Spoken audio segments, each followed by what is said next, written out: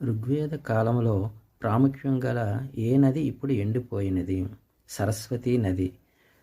ప్రస్తుతం గంగా నది ఎంత పవిత్రంగా భావిస్తారో ఋగ్వేద కాలంలో ఆర్యులు సరస్వతీ నదిని అంతేగా ప్రాధాన్యత ఇచ్చేవారు.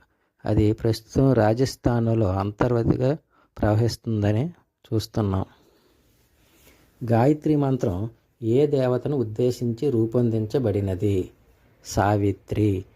సూర్యుని యొక్క తల్లి అయిన సావిత్రి పేరు మీదుగా ఈ గాయత్రి మంత్రాన్ని మొదట రూపొందించడం జరిగింది.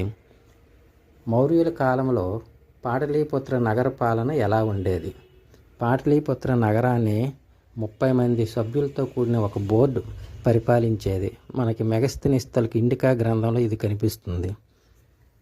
ఆంధ్రులు అందమైన వారని, ఆహార ప్రియులని ఏ గ్రంథం తెలుపుతుంది? ఉజ్జోతనుడు రచించిన కువలయమాల గ్రంథంలో ఇదిని వివరిస్తున్నది. శకనాయకులు రాజులైన తరువాత తమ బిరుదును ఏ విధంగా పొందారు? సత్రపులు. వీళ్ళు ఇండో గ్రీకుల తరువాత అధికారంలోకి వచ్చి తమను తాము చక్రవర్తులుగా ప్రకటించుకున్నారు. వీరు సార్డీనియా ప్రాంతం నుంచి ఇక్కడికి వచ్చారు.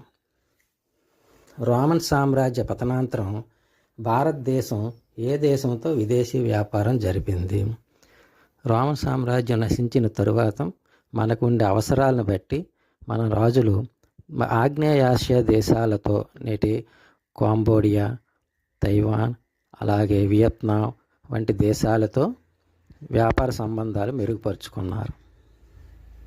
క్రీస్తు పూర్వకాలంలో మధ్యాసియాలో ముఖ్య బౌద్ధ మత కేంద్రం ఏది? కోటాన్.